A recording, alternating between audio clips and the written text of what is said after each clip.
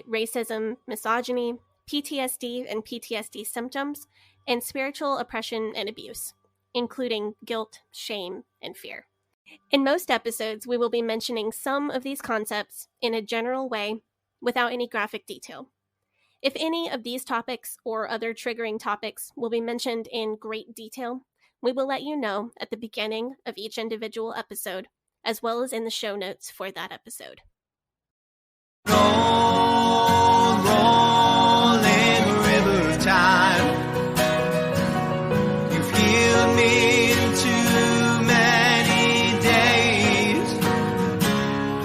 No regrets, no confusion, there'll be no pollution. I'm so thankful I've decided to change my ways.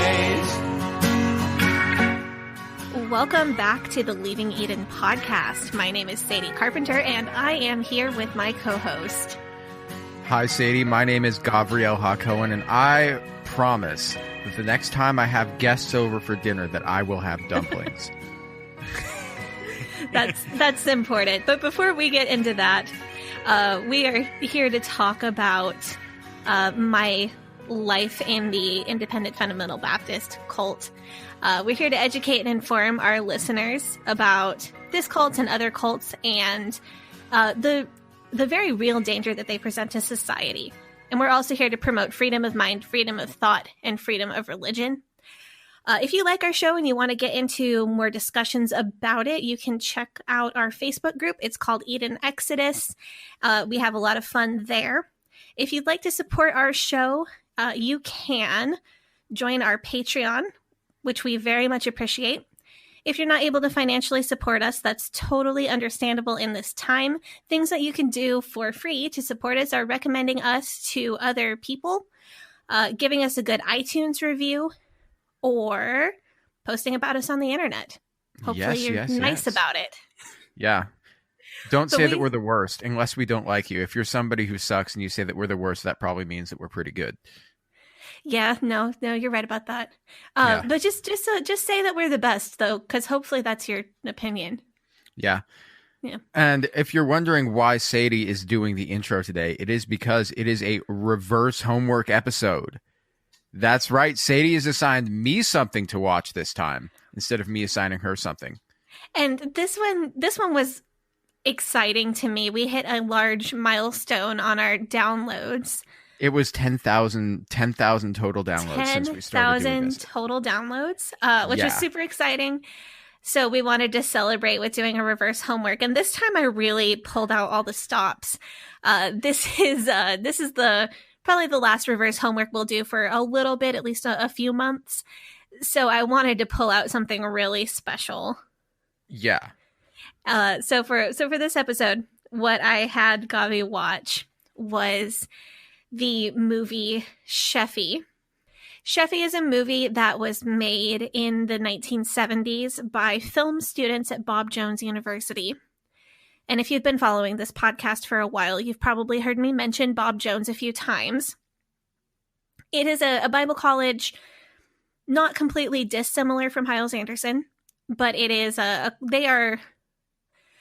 they lean a little bit more towards high church, to be a little bit more fancy, less screaming and shouting from the pulpit.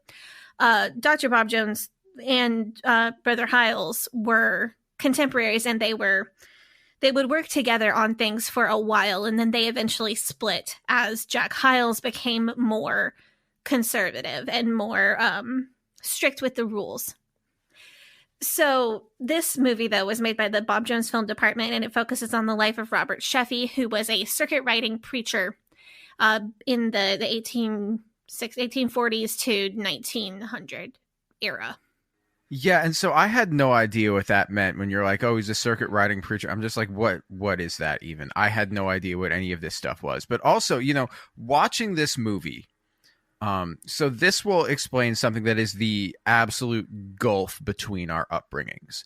Before watching this movie, I had literally no idea what a camp meeting was or is. Yeah, I figured you wouldn't know, and I figured you wouldn't know circuit riding preacher, the term, either.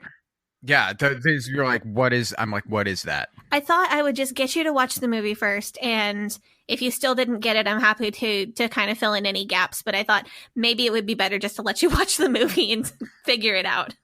Yeah. So like, I mean, this is a term that I've heard you use before though, and like it just sort of flew over my head and I ignored it. But like the camp meeting is a central point to this movie. Like they're saying, "Oh, we're all going to the camp meeting," and I'm like, "What are they talking? Are they going camping?" And it turns out it's like a church function. And so I like after watching this movie, I did some reading about it, and I guess in the Second Great Awakening, you know, which is an extremely monumental era in American history. I mean, that was like a thing that they would do. And I guess I didn't pay attention to that in my AP US history class. I'm sure that I just skimmed the paragraphs in my textbook that were about it. Like this, I'm sure that this was something that you learned about in great detail, but also but for me, one thing to remember is that my family was not in North America at this time. I don't think anybody that like, or hardly anybody that I was related to was in North America before like the late 1800s, like early 1900s. And they definitely weren't in Appalachia. They definitely weren't in the South. They were in the Northeast. They were in Detroit, and they were in Canada. So not necessarily like heavily Protestant areas that they were in to begin with. So this wouldn't have been part of my family history either. So I wouldn't have learned about it that way. Right. And there are parts and sections of my family that absolutely this would have been part of my family history. Right. So you would have known about that. Oh, yeah. So I knew about I learned about the Great Awakening and the Second Great Awakening, however, in my history paces. This was kind of a big deal in when you learn history in an IFB Christian school. So learning preachers that were associated with these different times, kind of the issues. So if you remember, there's one point where Sheffey's eating dinner with the family, and the father of the family asks him if he ministers to Black people as well as white people. And then he kind of corrects himself like, oh, is that too controversial a question to ask in these times? Yeah, because this was, what era was that? Was that like before the Civil War, or was it after the Civil War? That part would have been just before the Civil War. Okay. He would have been in Virginia, so it would have been like Virginia was a slave state, but then West Virginia split off and became not a slave state. That sounds right. That's the history. That's what I'm remembering. That's why Virginia split into Virginia and West Virginia, was because West Virginia didn't want to secede. I can't remember the history. I might be wrong about that. Virginia seceded. West Virginia stayed as part of the Union. That sounds right, but I can't say for sure. Yeah. What I can tell you for sure, though, is that abolitionism was a big factor. So in the First Great Awakening, the defining thing of like what people were preaching about was the need to turn away from Calvinism and to take an active part in your own salvation. What I mean by that is that you have to pray and accept Jesus to be saved. Like, being a Christian or going to church is not enough. By that theology, you have to, in a particular specific moment in time, you have to turn away from your past and accept Jesus, who is your future. It's like a transaction. And it is a one-time moment, not a life of being a Christian that leads you to heaven. That is a major theological shift that we'll surely get into in clearer terms at another time, if I don't just bore everybody to death talking about it. But that was the focus of the First Great Awakening. The Second Great Awakening focused more on sins, like turning from sin. So you hear Sheffey preach a lot about the evils of alcohol. Yes. And in real life, he would probably have been speaking about slavery as well. And they kind of leave that out in the movie. So did they sanitize that? I believe that, based on my research, I believe that the real Sheffey would have probably had also been talking about a good deal about slavery, and that they kind of sanitized it out of the movie because it's Bob Jones, and Bob Jones is really well known for not liking to ruffle feathers, which is how Bob Jones and Jack Hyles split. Well, but Bob Jones also was well known for not supporting racial integration Yeah, in that's the the other United. part. Yeah, Hmm. so not wanting to ruffle feathers is code for this guy had a lot of like he was racist and he had a lot of people who were racist who followed Hmm. him. Yeah, and he didn't want to. I don't want to say he didn't want to upset their sensibilities, but he used, oh, well, we don't want to make any sudden dramatic changes as a way to say, oh, well, maybe we shouldn't change this thing about society, even if it's wrong. It would upsetting the status quo is always bad. Right. But back to what we were talking about. The Second Great Awakening would have focused more on specific. It's where you start getting the anti-alcohol sentiment that built over the end of the 19th century and into the beginning of the 20th century. If you've heard of President Rutherford B. Hayes, he wasn't really known for very much, but his wife Lucy Hayes was. She was known as Lemonade Lucy. And she was part of the Christian Women's Temperance Union, which was a huge historical thing that eventually brought about prohibition in the United States. So, what you're seeing happen in Sheffey is the Second Great Awakening is important because it brought about these two huge political movements of abolition and of prohibition. Yeah. So let's get into the movie. You were telling me last time when you assigned me this movie to begin with that the place in culture that for us, I guess not everyone's upbringings was universal, but for me growing up, whenever you were like at summer camp or whenever you were at like, when it was inside recess at school or when it was, where you just had a bunch of kids together and you wanted to throw on a movie that they would enjoy, but, had to be appropriate for all of them. The movie that they would throw on would be The Princess Bride. But for you guys, this is what you were telling me last time, they would put on Sheffey. Right. If on the half day of school before Christmas break, when the teachers don't feel like doing anything with you and they just want to roll in the TV that's on that like little cart with wheels. Oh, I know the TV. We had that TV too. We just didn't have The Princess Bride on it. We had Sheffey. Here's a question for the earliest in like when you were in earlier elementary school, did they have like the projector with like the film reels? Like the reel-to-reel projector? No, oh man.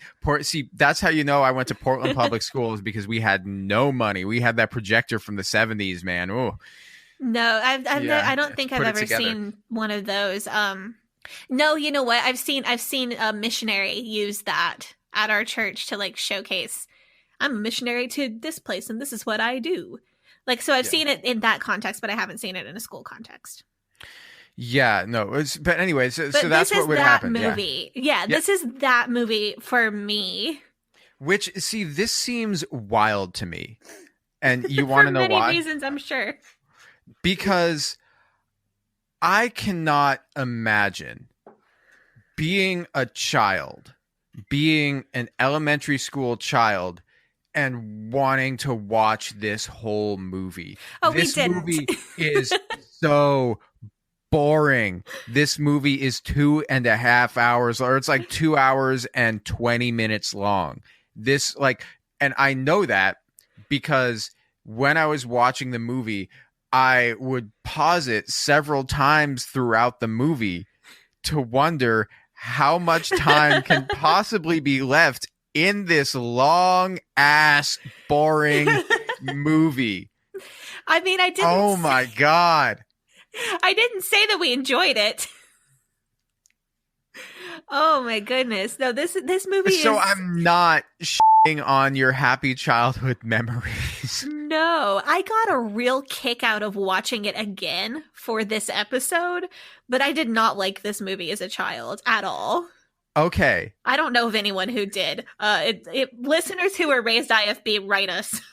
So my experience with this movie, I guess I really had the IFB experience where you gotta sit still and watch this stupid movie that is you didn't have a drink or something? I'm telling you, I had the full IFB experience for this movie. So I watched this movie stone cold sober, which I deeply regret. No, okay. Listen, if I had the option to drink right now, I would not have watched this movie sober. I mean, we could turn this movie into a drinking game if we wanted to, couldn't we? I mean, we need to. The thing about this movie is not only is it long, it really has no plot. Actually, it's just kind of a list of things that happened. Yeah, and I'm wondering, so how historically accurate is this movie? You know, I didn't really look into Sheffey's life. If that's what you're asking, like, I don't know if it's super accurate to his life. I know it was based on a book about him, like an actual biography. So I assume that it's fairly, you know, as accurate as any movie that's based on a biography is. As far as church history, it's accurate to my knowledge. So you want to know how I know that it is kind of accurate to his life, or certain aspects are accurate to his life? How? Because when I was watching the movie, you know how they would flash years down at the bottom of the screen to say what year it was? Yes. Because this movie takes place over the course of like 80 years or 70 or 60 years or whatever. I would go to Wikipedia and look up what year did this guy die in so that I could know how much longer the movie had to go. Oh my goodness. Okay, no, but let's get into it. Okay, so this guy, Robert Sheffey, he's like a rich kid in Virginia in like the 1800s, right? Mm-hmm. Yeah, so he's like a rich kid in Virginia in the 1800s. He went to business school, but he didn't really have an aptitude for business. He's like, what, 22, 23, something like that. He tried to go to college. Yeah, he tried to go to college, wasn't for him. And his aunt, who he lives with, is like, Robert, you got to make something of yourself. You got to go to college. You know, your uncle is or somebody you're related to has offered you this position in this business. You just have to go for it and really try for it. And he's like, I'm not interested in doing that. I just want to go hang out with his friends. And then he goes to hang out with his friends. And this was a weird thing for like, so he goes and he hangs out with his friends. He's rich, but his friends look straight like trap aesthetic, like absolute, just like ratchet dudes. You know? And that struck me as odd. His friends are very dirty. Yeah, so there was this one dude who he was friends with who had like brown stuff around the corner of his mouth, and I'm like, what? Like, oh, that's probably chewing tobacco, right? Oh, is that what that? Okay, that would make sense. Yeah, I assumed that was meant to represent chewing tobacco. I guess I didn't know that. I like chewing tobacco is not a thing that I think about. You've probably never seen anybody chew tobacco, have you? I have seen people chew tobacco on TV when I was watching baseball. No, in person. Oh no. Yeah. Is it gross? I mean, it looks gross. It's more the sound. Oh. Yeah. So that's what his friend was doing. Is that so they go and they're like, hey, let's go to the revival service and mess with. And so they go to the revival service. They've got like a bag of old corn cobs, and I'm like, what are they gonna do with these corn cobs? Like what? And so if you're country, you know that's a waste of good toilet paper. Ew, but okay. Yeah, so they have all these corn cobs. Sorry, that's the equivalent at that time. Like that's what that. So they're basically TPing the guy. Yes, like that's what they used corn cobs for at the time. Was TP? So they're like essentially, yeah. So they're TPing so they go to the revival service, and they're like, and the preacher's talking, and then his friend just starts throwing these corn cobs at the preacher, and like the preacher like gets knocked the out by these corn. Like, how much does a corn cob weigh though? Not very much, which is it is very much. But the preacher's really old. Like it's slow-mo and it hits the preacher in the head and he's like, oh, and he falls over, and I'm just like, that does not look like it weighs that much. Like, how did it do that? And then no, their corn cobs are very light. I'm trying to think of an equivalent, but I can't. I mean, it's like throwing a toilet paper tube at somebody. It's not much heavier than a toilet paper tube now.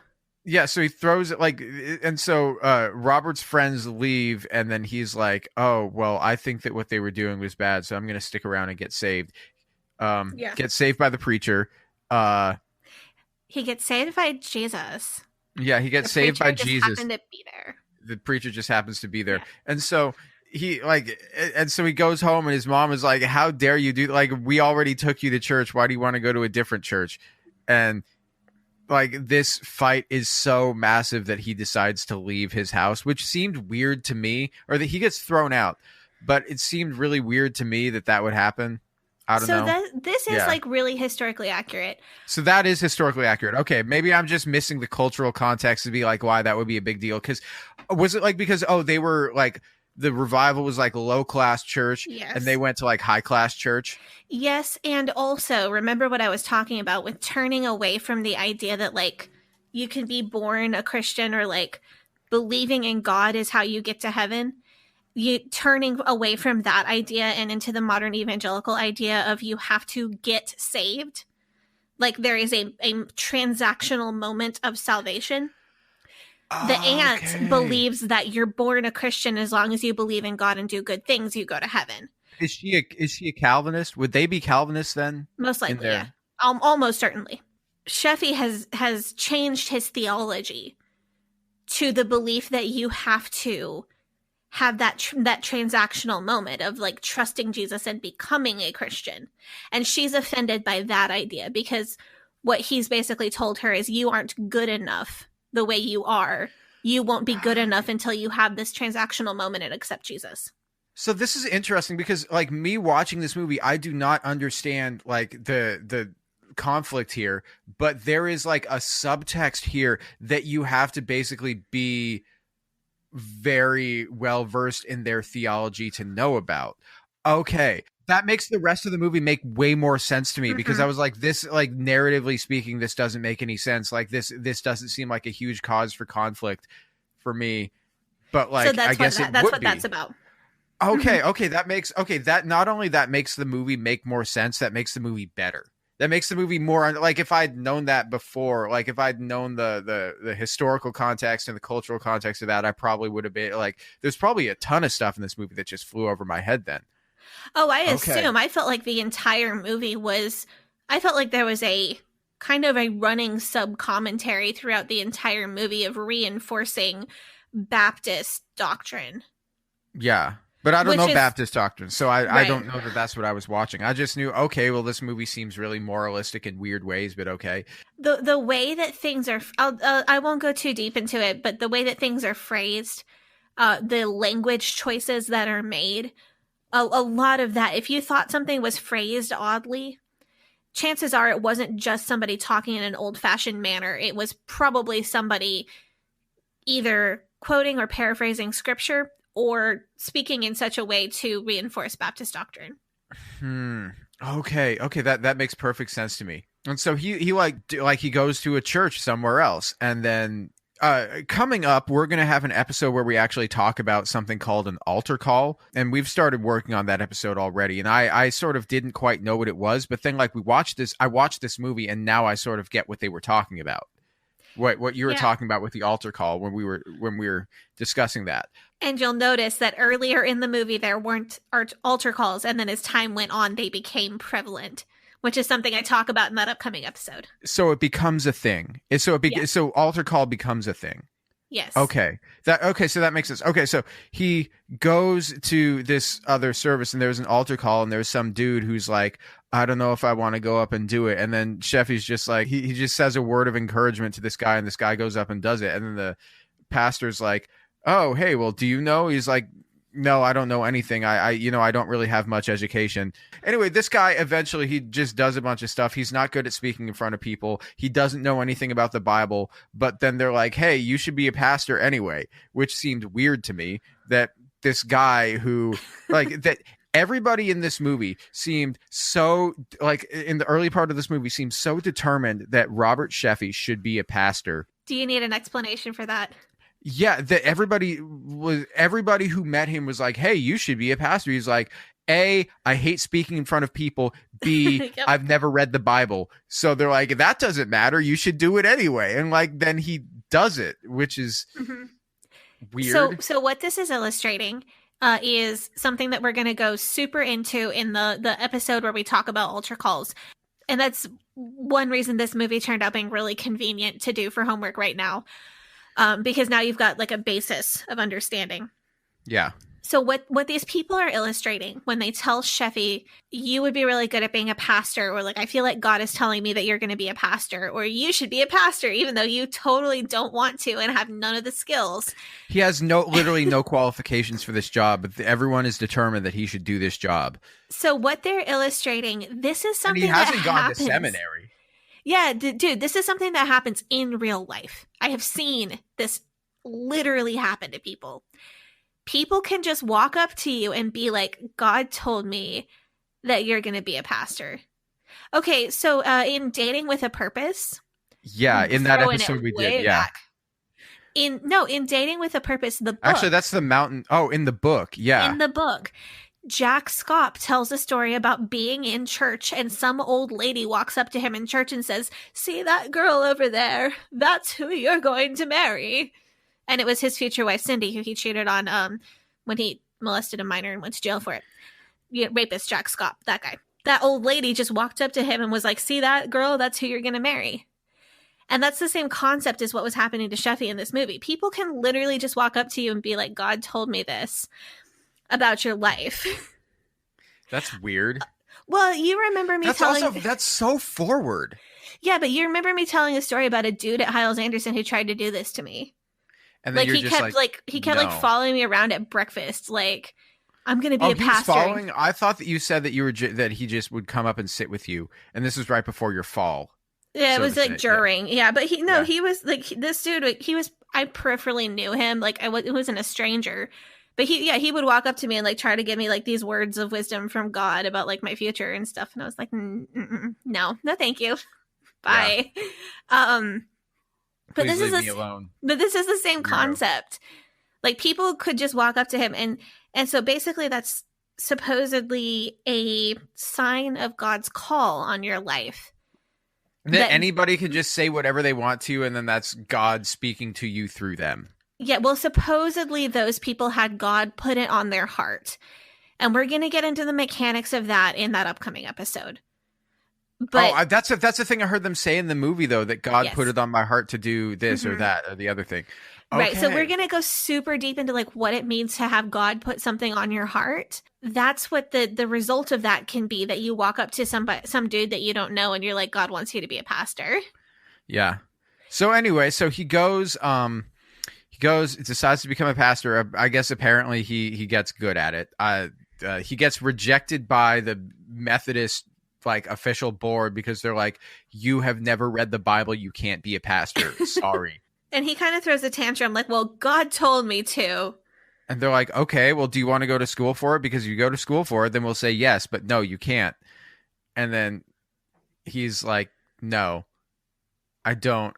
I don't want to go to school. I just want to go do it. And they're like, but like, no, we're not going to sign off on this. And then, so that becomes like his sort of like, in the Jordan documentary where he's like, and so I took that personal, like that's his, so I took that personal moment. Yeah. Anyway, so he's like riding around being a pastor. I guess eventually he gets good at it or whatever.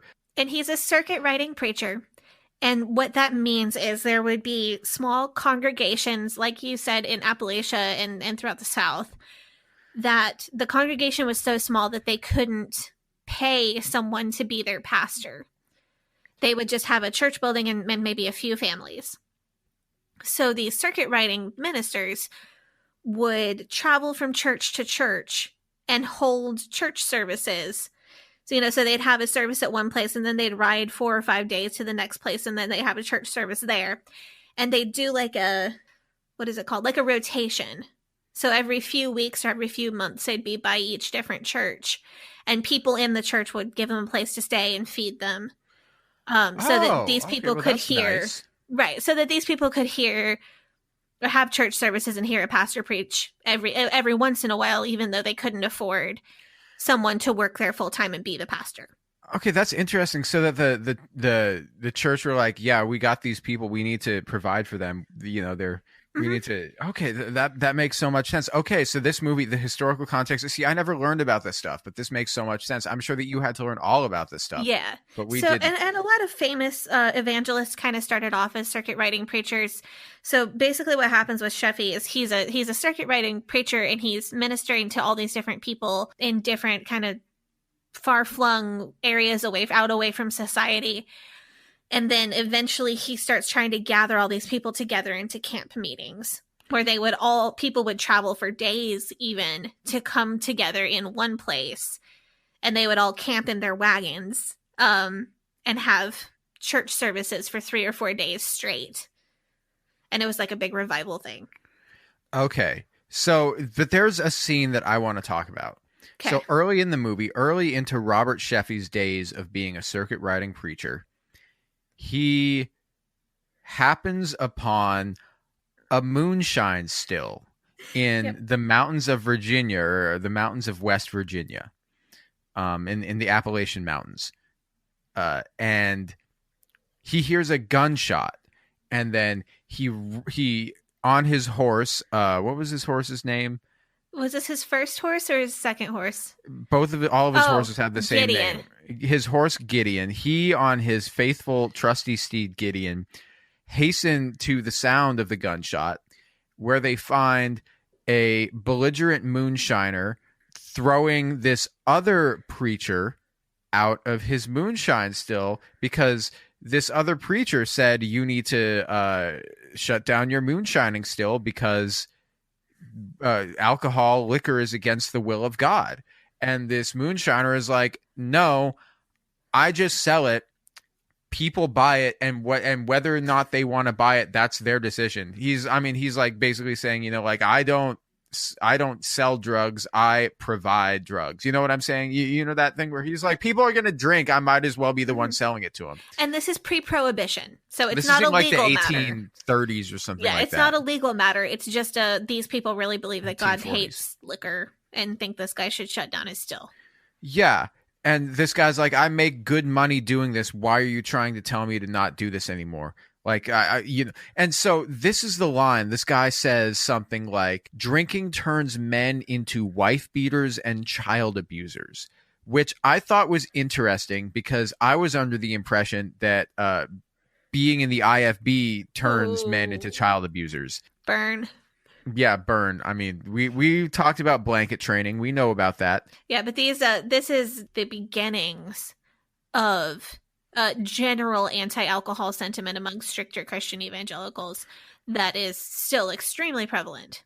This is kind of where that took off as a concept. So this guy, this moonshine distiller, this moonshiner, he is portrayed as not very nice. He's portrayed as a very ugly, fat, disgusting slob of a man, just very gross and very mean, and like, this is the only kind of person that would ever take to this career path. Mm-hmm. And that, to me, I was like, oh, that's interesting. But anyway, so Robert Sheffey goes into the to sort of rescue this other preacher, and says, God will strike a tree, and the tree with lightning, and the tree will fall down on your moonshine still. And the guy's like, please leave me alone. I'm just trying to make please go away. And then Sheffey and his friend leave. And then lo and behold, lightning strikes a tree like the next day, and it falls down on this guy's moonshine still and destroys it. Yep. So just like Sheffey prayed would happen. And this is setting up the idea that, like, throughout his life, if Sheffey prays for something, then it happens. Yeah. So this is kind of a concept that I think is really common within not just the IFB, but within a lot of Christianity. There's a thing that Jesus once said about, he was talking to his disciples, and they were complaining, if I remember correctly, they were complaining about how they felt like their prayers weren't very effective. And Jesus's answer to them was, you don't have enough faith. If you had faith the size of a mustard seed, then you would be able to pray and tell a mountain to move, and the mountain would move. So that's where the common phrase comes from, faith like a mustard seed. But I can tell you, this is you want to hear a really embarrassing story about a time that I tried to Sheffey a situation? Yes. Okay. I absolutely want to hear this story. So this is super embarrassing. So it was like 15 or 16, I think. And I needed a CW for dental work. Nothing too terrible. But I needed to have some teeth pulled to get my braces on.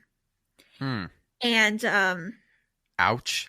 I had a lot of teeth removed to get my braces on.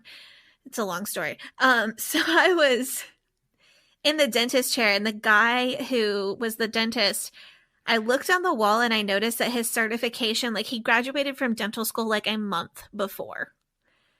That's never a good sign. Yeah, so he was brand. But you were like looking for that. See, I go to the doctor, I just assume that they know what they're doing, you know. This guy, well, I looked because the first 2 times he shot me with Novocaine, he didn't get it. Like he messed it up. So he'd given me 2 shots of Novocaine, and I was still feeling everything. He was like, okay, well, I guess I can give you 1 more shot of Novocaine, but if that doesn't work, then I'm either going to have to pull him without pain meds, or you're going to have to go home and sleep it off and come back next time. And I was not having it, because I was not coming back to the dentist again. I wanted it over with. And I wanted my braces on so that I could get them off, so that I could go to Hyles-Anderson College and meet a preacher boy, because how was I ever going to meet my preacher boy husband if I still had my braces on when I went to Hyles-Anderson College? So I told him, well, actually, I'm going to pray, and then you're going to be able to do my work, and it's going to be fine. So literally in the dentist chair, and I was like, and I start praying loudly. I'm sure the other people in the dentist office heard it, which is the embarrassing part. Because I totally could have just I didn't need to inform him that I was going to pray. I could have just prayed in my heart. I'm sure God would have heard me just fine. But I start praying like Sheffey calling down an oak tree on top of a moonshine still. And praying about my dental work. I mean, the only thing I can say is that it did work. The guy came back and he did my work and it was fine. I don't know if it was placebo effect or what. Or maybe this guy's like, this little girl. He's insane. This young woman. Maybe he was a Christian. He's like, if I don't get this right, then I am going to have shattered her belief in God for all her life. I don't know. I definitely use this story as proof of having prayed down a miracle for several years. But I still don't know. I mean, technically, I guess it worked. I don't know. I can't say if God did a miracle or if he just, actually got the right spot with the last shot of Novocaine. I don't know. But it did technically work, so there's that. There you go. So anyway, that's my super embarrassing story of how I once tried to Sheffey a situation. Yeah, so we're using Sheffey as a verb now. I think we should. I think we're kind of... Yeah. I think, why not? Yeah, so fast forward several years as the movie does, and he's just going around ministering to people. He gets taken into this house, right? And they're going to let him stay there, and then he's going to preach there, as you do if you're a circuit riding preacher. Right. And there's a couple, and then there is a young woman who is their daughter. Mm-hmm. And their daughter's kind of an old maid character. Not that she's old, but she's in her 30s and not married. Yeah. And this woman, interestingly, is played by Bob Jones III's wife. Yeah. Thought that was fun. So they're in the house and they're eating dinner. And this was a scene that I felt was very strange, where they're serving this beautiful meal, this delicious looking meal. There's bread. I think there's some meat or something there as well. There's vegetables. It's very nourishing and nutritious. There's a pie as well. So it's Pie a looks full, really good. the pie looks really good. I watched that. I'm like, oh yeah, let me get that. I wanted to eat that right out of the screen. But then Robert Sheffey is sitting at the table and he looks at the table and he says, "Oh, you forgot the dumplings." And this woman who I'm sure spent many hours cooking this delicious meal said, "Well, I don't always make dumplings." She has this look like, bitch, what? Like, what did you just say to me? Like, I am feeding you out of the goodness of my heart.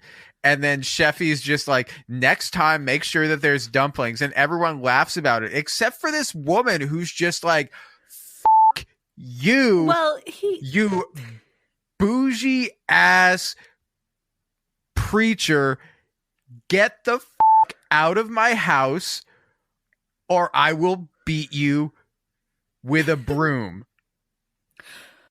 But then everyone else is like cool with it. And she has this look on her face. Yeah. Well, then he prays for the food and he's like, "Dear Lord, thank you for the good food that you've provided. But Lord, you and I both know that this meal would be better if we had dumplings." He like put it in his prayer, which seems like even more disrespectful. And then they're just like, "Oh, Sheffey, you are a wild character, aren't you?" And I'm just like, the wild character, this guy's a dick. Yeah. I do that made me just immediately be like, I do not like this guy. I already sympathized with the moonshiner. He was just trying to scratch a living, man. So this is the same scene as like one of my most memorable moments from this film as well. Yeah. So towards the end of this same kind of sequence, the daughter, the old maid daughter is she's refilling Sheffy's glass of milk that he was drinking. And as she's pouring from a pitcher into his cup, she happens to look down at him and their eyes meet. And romantic music starts playing. And she's so distracted by looking into his eyes that she overflows the glass of milk. And this was something that I one of the few scenes that I actually remembered from seeing this movie as a child, because this was something that we would reference a lot growing up. Oh, really? So this is like an IFB meme. This is an IFB meme. Yeah, if you had a crush on somebody, this is like a scene that you might reference. Like, oh yeah, if he ever looked into my eyes, I would definitely overflow a glass of milk.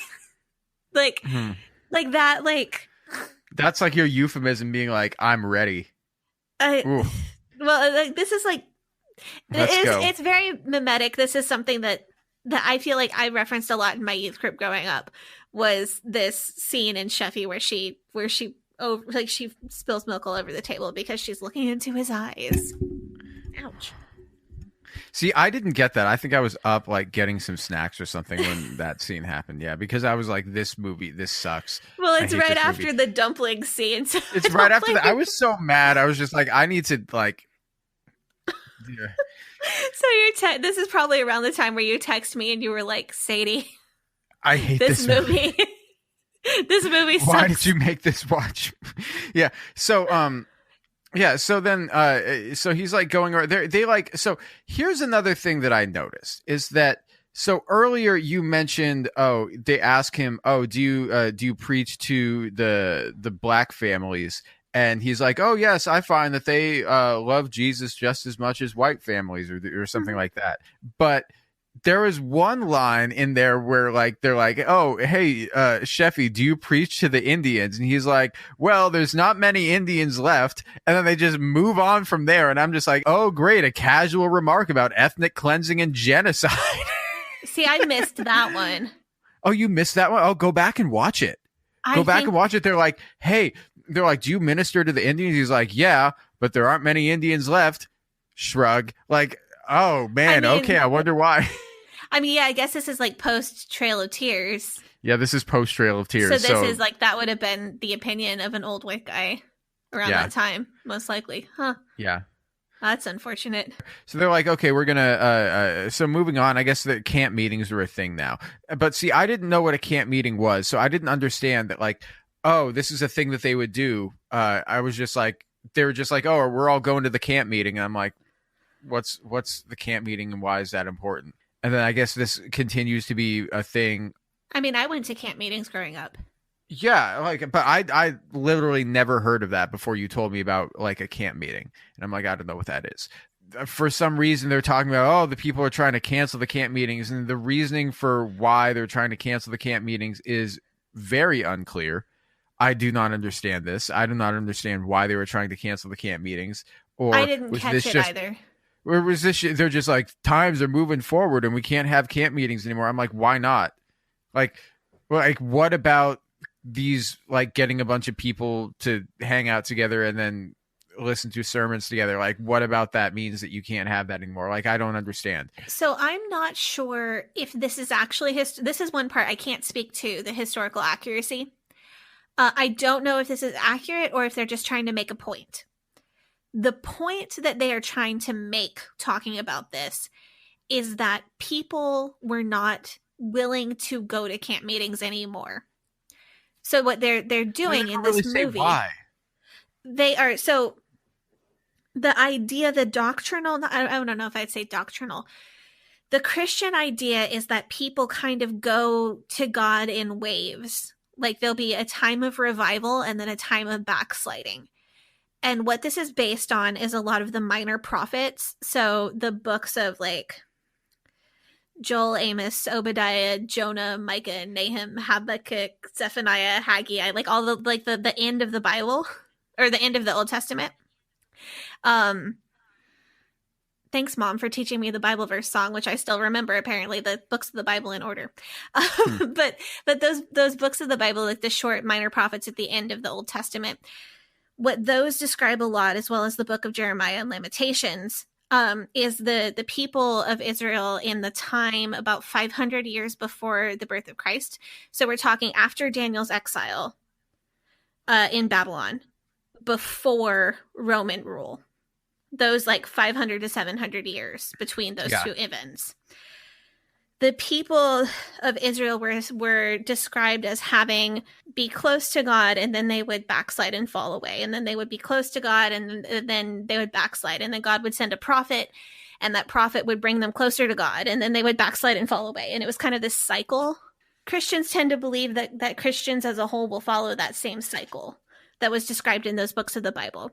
So there'll be a time of revival and then a time of falling away from God. And then it's cyclical like that.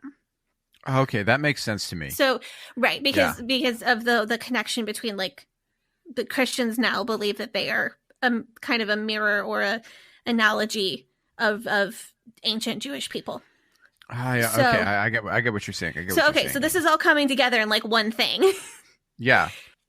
So what the movie is trying to illustrate is that there was a time of revival where the camp meetings were a big thing, and then now we're in a time of falling away where people are not as willing to come listen to that kind of sermon. People are not as willing to get in their buggies and, travel multiple days to get to a camp meeting.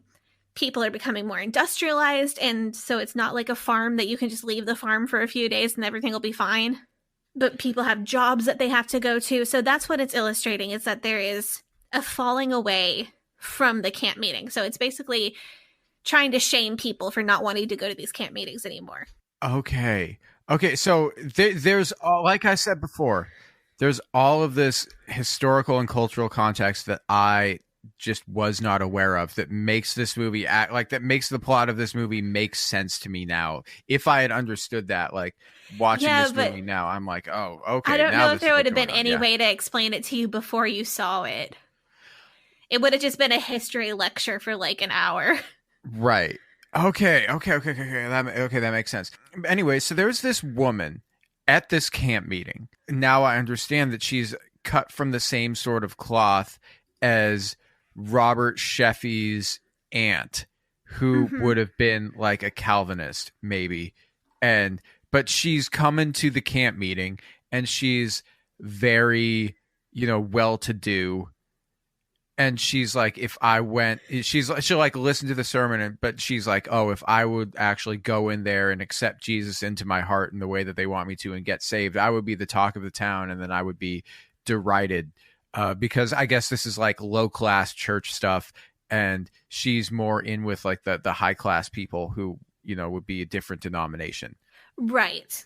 Okay, so that makes perfect sense. Okay, so that makes sense now. So not only is this movie got like this very evangelical tilt to it, it's also got this very like populist tilt to it. Yes. Okay, this all is making sense to me now that you're explaining it the way that you're explaining it to me. There's also some anti-intellectualism subtext.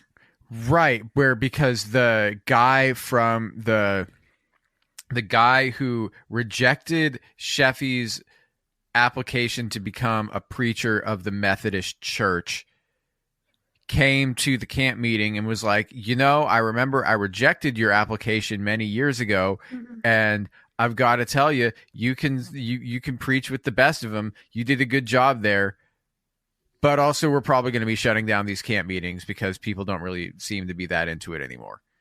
Right. And Sheffey's like, how dare you? You are not telling me the word of God, or something that he says like that. Yeah. So Sheffey is like, no, that's not going to happen. You were talking about the rich young woman, though. We encounter her probably about halfway through the movie, and she shows up a couple times, and she always will give Sheffey a red rose. And he told her that she needed, and this is a common Christian phrase, that she needed to die to self. So salvation, or surrendering to God, either one is sometimes described as you die, like the person that you are is effectively dead and you've taken on a new life in Christ instead. Oh, you're reborn. Yeah, that's where this is coming from. You're born again. Okay, I understand. There we go. I'm getting it. Yes. I'm getting it. So okay. So what this woman is saying, like when she gives him, I've heard that said so many times, and I'm like, what does that mean? Okay, now I know what it means. That's a little bit of that is half of like the theological context behind it. There's another half that I'll get to at a different time. But she's like, oh, life is for the living. Yeah. Here's my red rose with the blood of life, and then. And she's like, you'll never, if I ever give you a white rose, then you'll know that I'm willing to die to myself and accept Christ, but that's never going to happen. That's like her surrender or whatever. So, right. So she shows up a few times to give him red roses. Yeah. Every time he has a revival, she's like showing up because she wants to hear the sermon, but she doesn't want to, you know, she doesn't want to get saved. Yeah. Yeah. Oh, can we talk about the guy that was drinking and beating his wife? Can we talk about that real quick? Yeah, I want to talk about that in a little bit. Oh, okay. I thought that was next chronologically. What do you have next? No, what's next chronologically is that he gets married. Oh, gosh. Yeah, I forgot about that Yeah, part. so the daughter, the girl with the milk, Eliza, the woman with the milk. The woman whose mother didn't make the dumplings. The woman who is pouring the milk, and then she looks in his eyes, and My Heart Will Go On by Celine Dion starts playing in her head. She and Sheffey get married in the most awkward proposal ever. I don't want to talk about it because it was so awkward. Fast forward, they have a kid. They get a letter from somebody saying, oh, my mother always told me that if I ever needed anything, I should write to Robert Sheffey, and he would come help me. And so they get a letter from this woman. And then Sheffey's like, I gotta go and help this woman out. So he rides all the way to West Virginia, which is, I guess, a many days ride on his horse from where he was. And he gets there, and this woman is like, my husband is a terrible drunk, and when he drinks, he beats me. What do we do about it? So Sheffey's there when the guy comes home drunk. Very drunk. It was so drunk that he didn't notice that there was a preacher standing in his living room, quite intox. Then again, this guy was drinking shine, so that's a different kind of drunk. Oh, I'll tell you. Yeah, this dude was drinking like like what he was drinking was not. I've drank shine before, man. Oh my god. Mm. Yeah, I don't think this guy was not. It's not like he came home like with a bunch of Jaeger bombs in him or something. This is a totally different world. Like but he's super drunk and he like tries to hit his wife. Also, it probably had methanol in it, so he probably was like partially blind anyway. If he's been drinking shine, then he probably can't see. I mean, I don't know. If the moonshiner is an expert, then he knows to take the devil's cut off of the top, but maybe not. Who knows? Yeah. Is that what it's called? The Devil's Cut? The Devil's Cut, which was recently parodied by either Jack Daniels or Jim Beam or somebody. But the Devil's Cut refers to letting the first certain percentage of whatever liquor you're making pour out onto the ground, because that's the part with the methanol in it. Okay, that makes sense. And if you don't give the devil his cut, that's how people go blind. But now they make a whiskey called that, I think. But the original context is that's what that was. You know, I remember drinking that and I thought it was terrible. I don't think I've ever actually had it because I have a bad good. connotation with it because I know what the devil's cut actually is. Yeah. Anyway, this dude, he tries to hit his wife and he like misses her because he's literally so drunk. Yeah, he like looks in the pot. He's like, "Oh, nothing to eat. Let me hit you for it." And then he like straight up just falls on his face. Literally, just like it's like passes I know we out. shouldn't be laughing at this, but it's so like it's very slapstick. Yeah, it's an overblown portrayal of what a drunk person looks like. So this guy, he is like out. So Sheffey comes up with a very creative idea of how to get this guy to stop beating his wife. Yeah, so he like literally strips all this guy's clothes off and lifts him up on his back. Like, and this is a big guy. Like, this guy probably weighs 250 pounds at least. Oh yeah, you know, he's a big dude. He's a big dude, and Sheffey just bends down, squats this dude like he's nothing. I'm just Squatting like, with the power of God. Yeah, I'm just like, man. I guess, you know what? If you're riding around on the horse all day, then your quads and your, core. you know, and your core have got to be pretty, you know, pretty solid. Yep. But Sheffey just like gets down and like lifts this dude up onto his back, this big dude up onto his back, walks him out into the field and throws him down in the wash bucket. He takes all of this guy's liquor, dumps the liquor in the wash bucket, and then like goes out into the woods and like chops down a bunch of trees, chops down a bunch of branches for a bunch of trees, enough that he can make a giant ring of like firewood around the wash bucket that he's got like this a guy. 20-foot or more diameter circle. Yeah. Yeah. And so then he like starts a fire, and so this guy's got like a ring of fire around him. He's sitting in a tub of alcohol with a ring of fire surrounding him. Yes. And this is moonshine too, so this could have gone very wrong very easily, and Robert Sheffey would have definitely been guilty of murder. So Jonathan happened to be in the room when I was watching this part. The guy like almost hits his wife and he misses her, he falls over, and Sheffey goes and gets the bathtub, and I said out loud, "Oh I think this is the part where he lights the guy on fire." And my husband just looks at me and he's like, "What are you watching?" Like, what is? And then I had to tell my husband that this is a movie that I watched when I was a child, where an appropriate punishment for a drunk person was that they would sit in a bathtub of alcohol and a ring of fire would be lit around them. He was pretty confused. This guy wakes up, which, I mean, if you're in a bathtub full of grain alcohol, then when you that will like get absorbed into your body. Like you will have the alcohol absorbed into your body and it will get you more drunk. But for whatever reason, this guy wakes up and he's straight up like, he's looking at these flames and he sees like the devil in the flames, and he's like freaking like he is losing his mind. He is freaking out. So scary to me as a kid. Like, me watching it now, I'm like, oh, that's pretty good special effects for this movie that came out in 1977. Like this movie that came out before like Star Wars.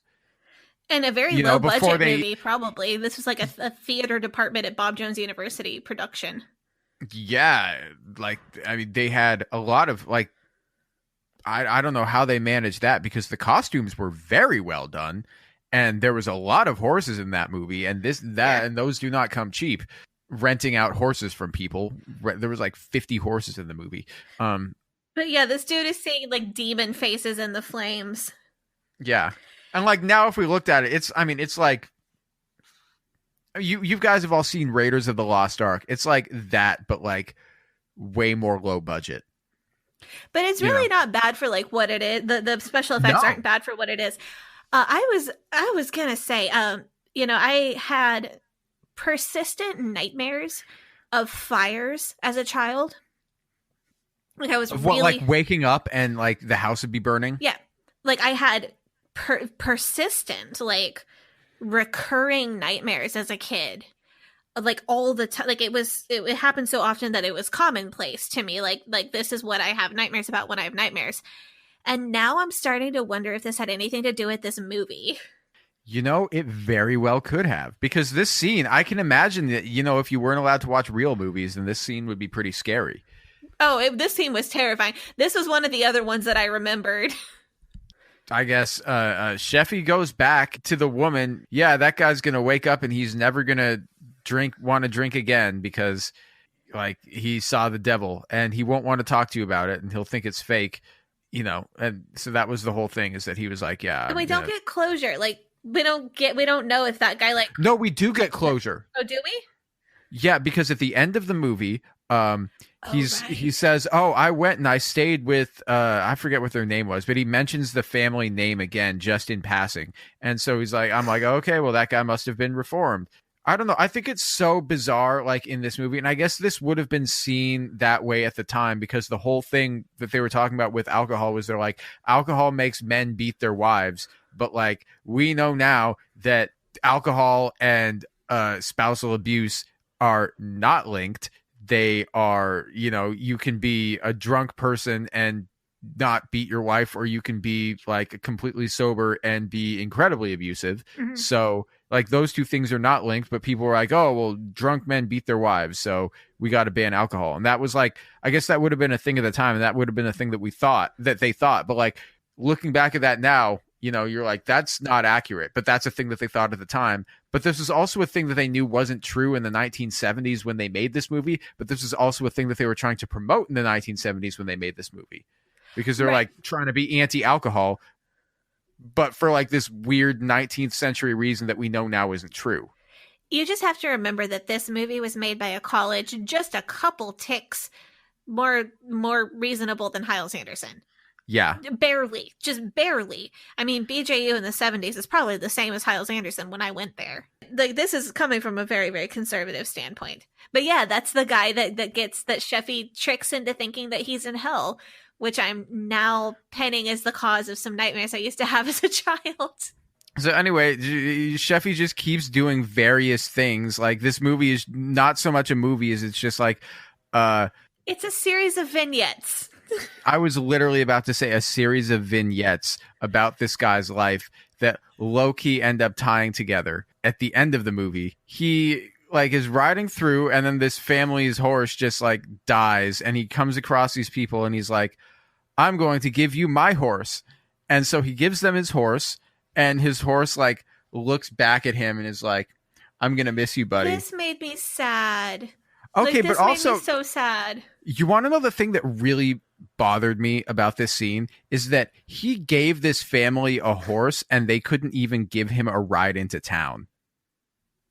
Yeah, they just they gave him the horse and they're just like, see ya, and he's just like chilling in the wilderness. Yeah, he's this old dude and he's got his saddle and all of his stuff on his back, just like tromping back into town. Yeah. And then he goes to town and the townspeople buy him a new horse. See, this made me sad, though, because I feel like this is a concept I was presented with a lot as a child, that if you love something, that, like, the more that you love something or the more that you enjoy something, the more likely God is to require for you to give it up. Ugh.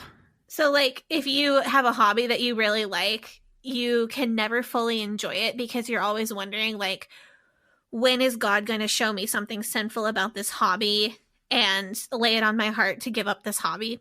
or if you have a person that you really love, like sorry, this is just like really dark. If there's a person that you really love, you're afraid to love them too much because you feel like the more you love them, the more likely God is to kill them just to like make a point. As we see later in the movie. Yes. So you're afraid to love something or love someone too much because you feel like the more you like something or the more that you love a person, the more likely God is to take it away from you. That's what this horse. So the whole horse scene was kind of slightly triggering because that is kind of the concept I felt like it was illustrating. Yeah. Okay, that's really weird.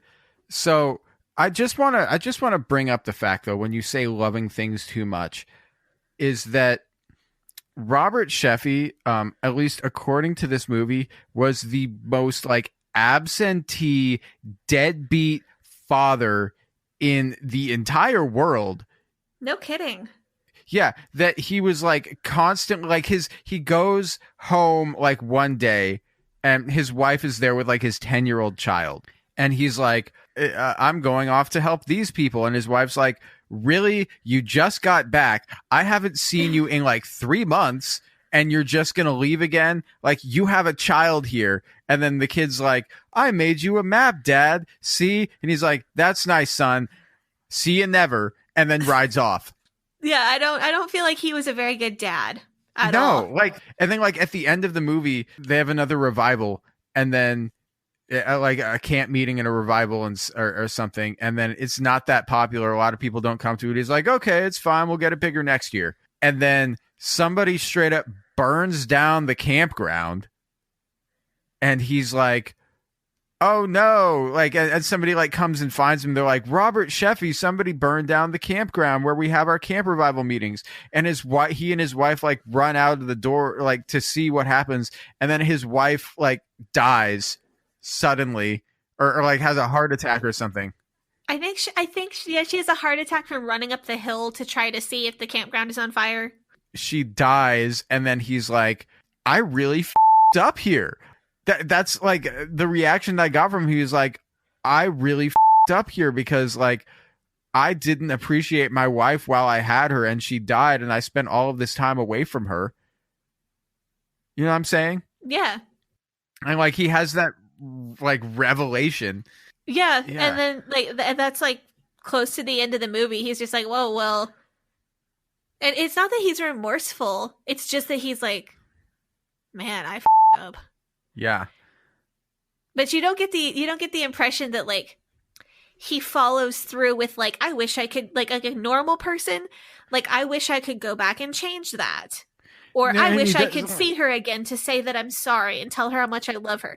Like there's not that step that a normal person would take. Yeah, and then he's like chilling in the cabin, and like as the first scene in the movie, there's some dude who runs into the cabin. He's like, I need to confess my sins to Robert Sheffey.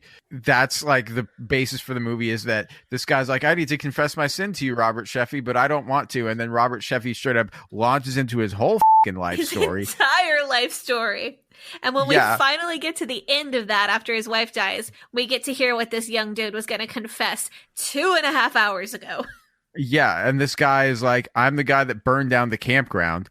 This guy's motivations to burn down the campground are extremely unclear. They never specify that. He's never like, why did you burn down the campground? He's just like, I know I shouldn't have done it, and it was wrong. Like, of course it was wrong. Of course committing arson is typically wrong. You shouldn't do that. Why did you do that?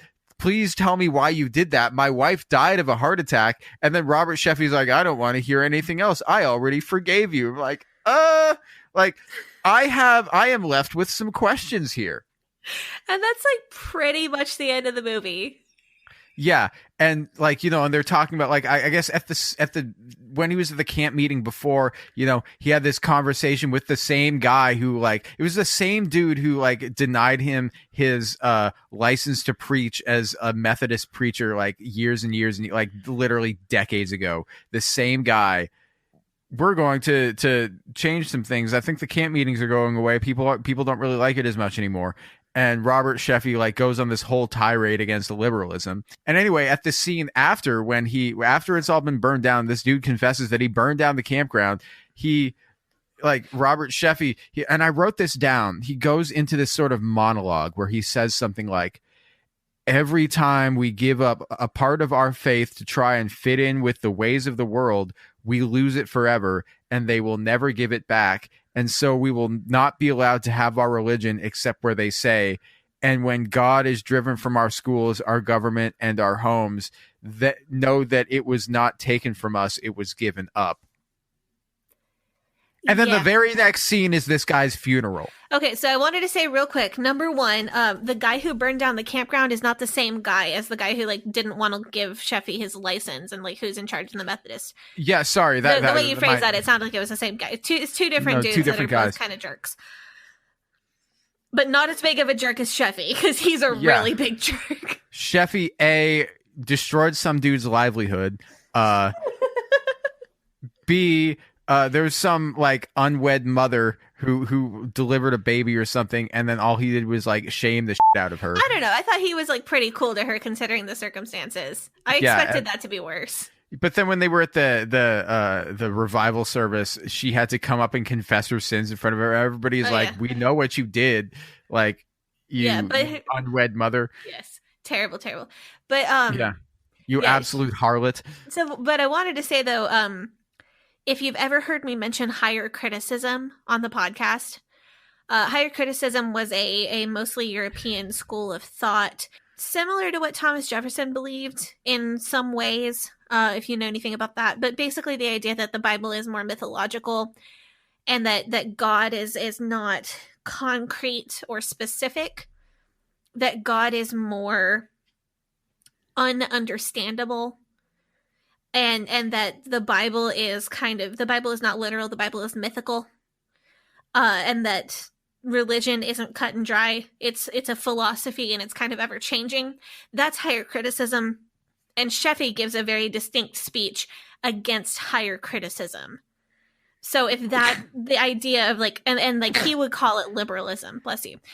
Yeah. But if you ever want to hear kind of a pretty succinct version of the difference between like Sheffey being old fashioned or conservative, and then the new guy, the other guy, the Methodist guy, being a proponent of higher criticism. It was a very short scene that really got into some of the nuances of that in a pretty accurate way. Okay, yeah, see, I didn't understand what they were talking about because I didn't know about this stuff. You've heard me talk about higher criticism, though. No. Oh, okay. I thought this is the first time I've heard you mention it. Okay, that makes sense. So, but okay, when Sheffey was like, "Oh, yeah, you don't believe that the Bible is literal," and like that's what he's talking about. Oh, and okay, that's okay, like okay, what okay, gives okay, rise okay. to terms like liberalism. He goes in this. He launches into this monologue at this guy about it. The guy that burned down the camp meeting. He like, and then it literally cuts to the next scene, and the next scene is Sheffey's funeral. And the implication here is that the liberals killed Sheffey. Yeah, kind of. Yeah, that's what I took from that scene. And then at the end, that lady before with the roses, that was giving him the red rose, comes back and drops a white rose in the grave. And like, what I don't understand what their relationship was, like why he was so important to her.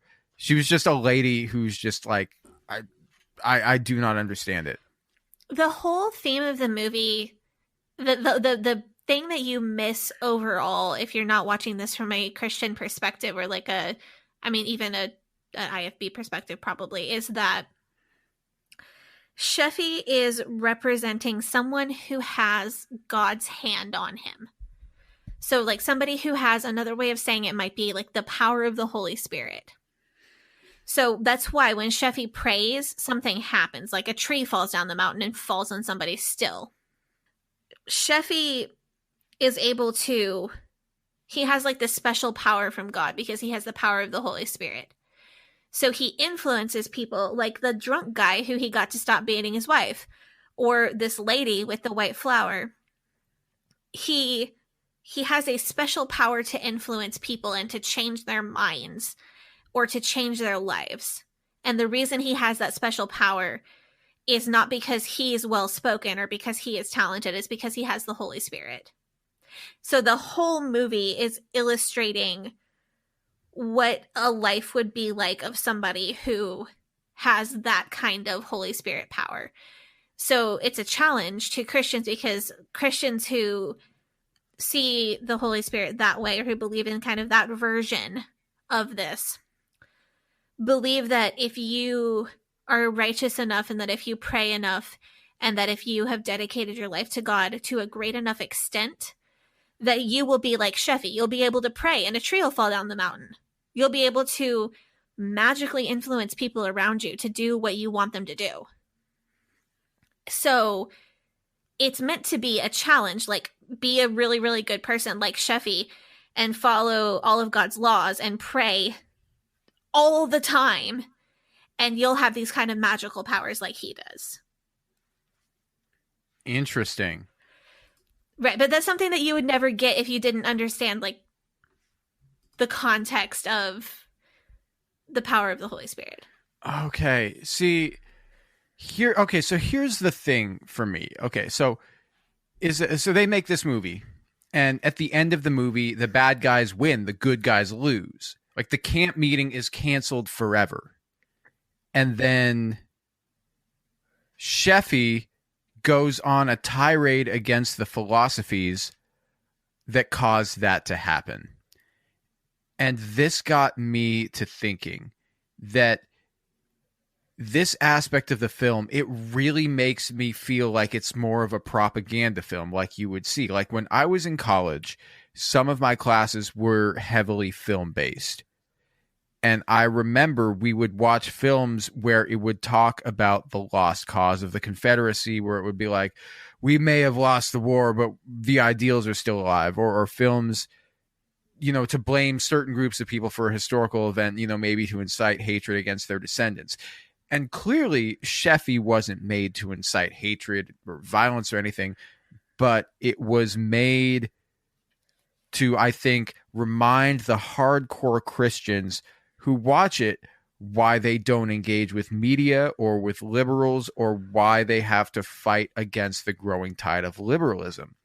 So this is a serious issue, and maybe I don't get the historical context of this or the cultural context of this also. But in this time and place, in this setting, it seems like everybody also knows who this preacher is.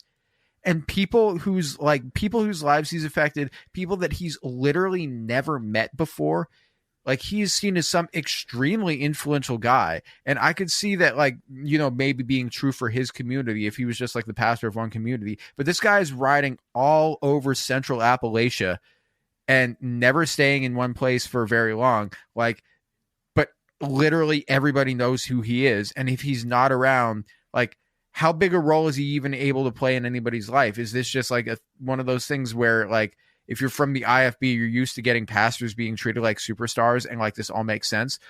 Or am I just missing the cultural and historical context to make this not a plot hole? I think it might be a little bit of column A, a little bit of column B there. Yeah. Because the way, now, and I have no idea how biased this is or isn't, the way I was taught about camp meetings, I was always under the impression that these were kind of the highlights of people's year. This was a social occasion, just as much as it was a religious occasion. Okay. So these camp meetings would be like the only time that you socialize with people outside of your direct immediate community or your immediate family. So these camp meetings were kind of actually a big deal, because it was like a huge social event. Like people would get new clothes. You would get new clothes once a year, and it would be right before camp meeting. Okay, this makes sense. Makes sense. And so the guy who's speaking at the camp meeting, you know who that guy is, and everybody knows who he is, and so people are talking. Okay. So Cool. Sheffey would have become kind of a mythological figure, even before the current like IFB rock star era with people like Hiles or Scop.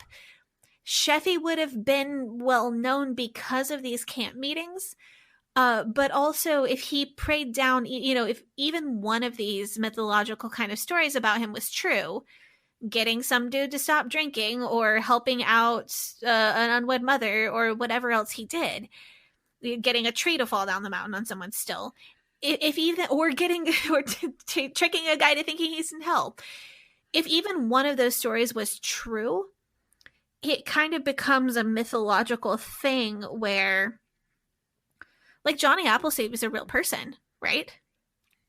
Was he? Yeah. Yeah, Oh, like we okay. know his like actual last name. He was a real person who traveled across the country planting apple trees. But like the idea of like him walking around with a pot and pan on his head and like, oh, he planted X million apple trees. Like all of that is myth. But it starts with a guy who's a real guy. And I think that's what happened with Sheffey, in my opinion. Like I think he was a real guy. Like he definitely was. He's a historical figure. But if even just one of those times, like I got lucky when I prayed at the dentist and was able to get my tooth work done. So Sheffey got lucky when he prayed, like maybe one of those times. And that was enough to kind of cement his status as a mythological figure. And some of these other stories maybe came out of that status. Does that make sense? Yeah, that makes sense.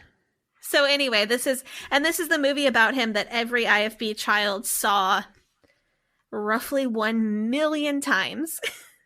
The one thing that I do have to say about this movie is that when I watched it, after having watched it, it absolutely ruined my Amazon Prime movie suggestions.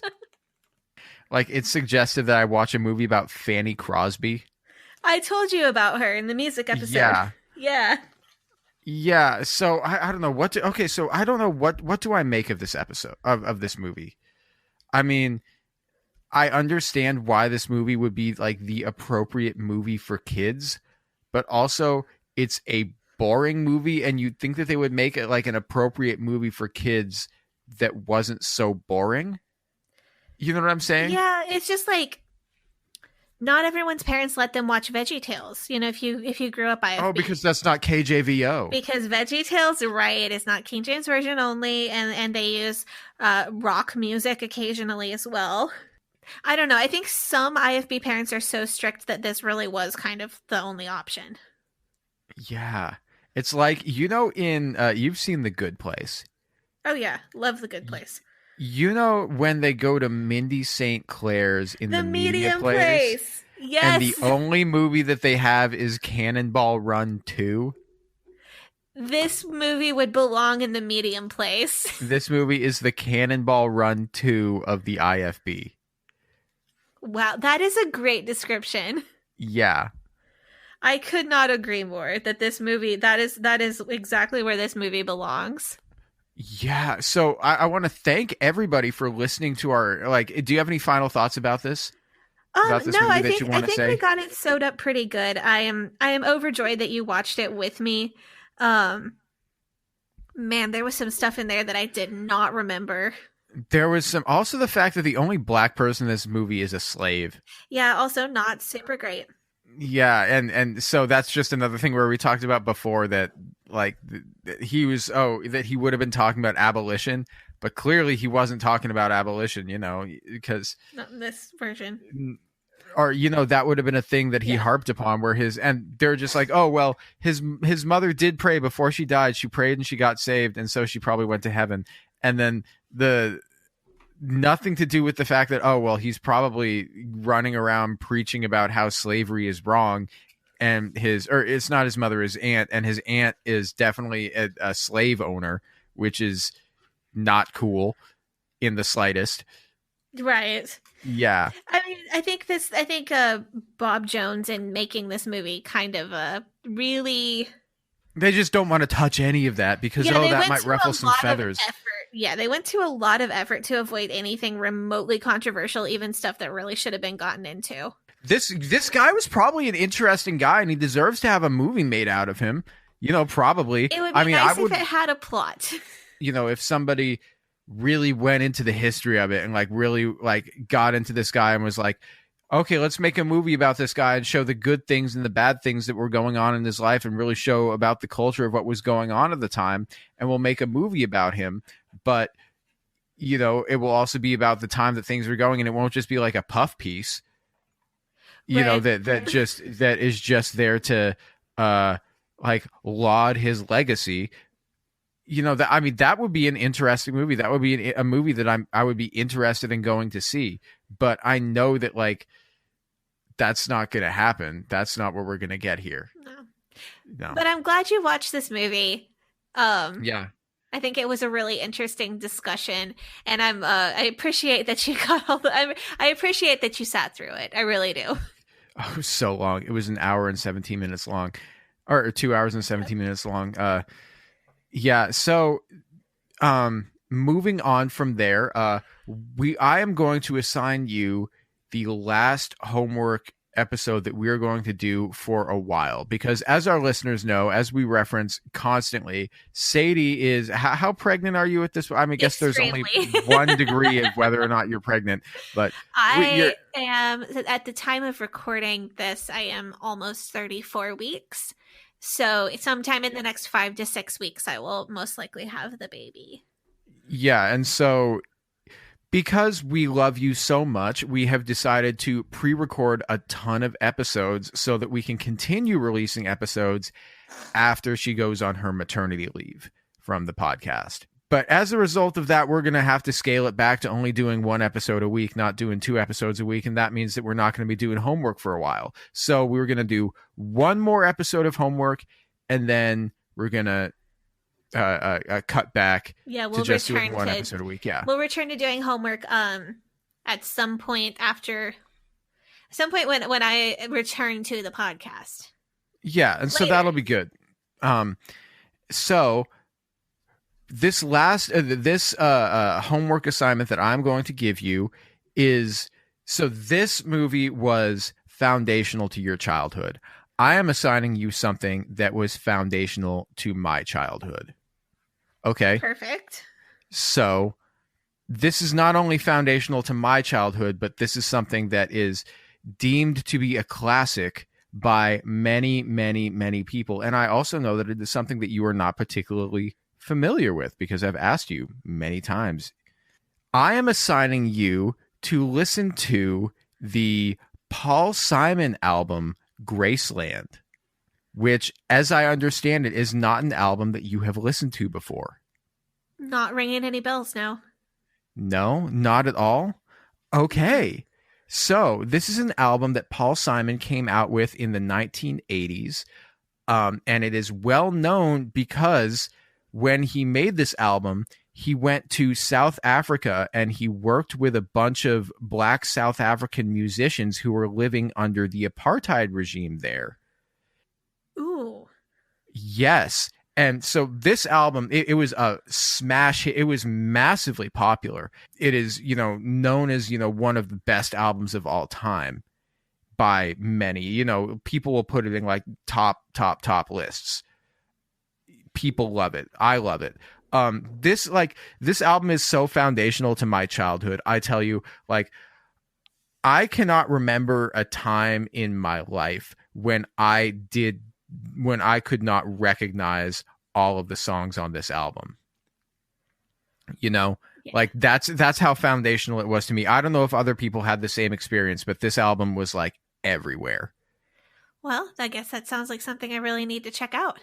Yeah, and so this album was really this is something that's the music is really good, and also it had the effect of one of the groups that he collaborated with was this vocal group called Ladysmith Black Mambazo, and as a result of them being on his album and them working with him, they ended up having a massively successful international career. So not just a career within the confines of South Africa. So they ended up, they won Grammys, they were on Sesame Street. And so that was another thing. So this did have much wider impact. And also this is an album that was greatly criticized because this was during a time when there was a cultural boycott of South Africa because of the apartheid regime. So even though he was only going there to work with the black musicians and he wasn't, patronizing the apartheid regime, he was still heavily criticized for making this album. Yeah. It's interesting. So next time we will talk about Paul Simon's album Graceland, which is available to stream everywhere, I think. And until then, you can follow the Leaving Eden podcast on social media. You can follow us on Facebook, Instagram, Twitter. On Facebook and Instagram, it is at Leaving Eden Podcast. On Twitter, it is at Leaving Eden Pod. You can follow us on TikTok, which is at Leaving Eden Podcast. You can send us an email if you have any ideas or any questions that you want to ask us, and that is going to be leavingedenpod@gmail.com. And Sadie, do you want to plug your social media? Yeah, you can follow me on Instagram at Sadie Carpenter Music, or you can follow me on Twitter at Hell Yes Sadie. My name is Gabriel Hacohen, and I am at GAVRIELHACOHEN on all platforms, Facebook, Instagram, Twitter. And until next time, bye-bye. But old rolling river of time, you've healed me in too many days. No regrets, no confusion, there'll be no pollution. I'm so thankful I've decided to change my ways. I'm so thankful I decided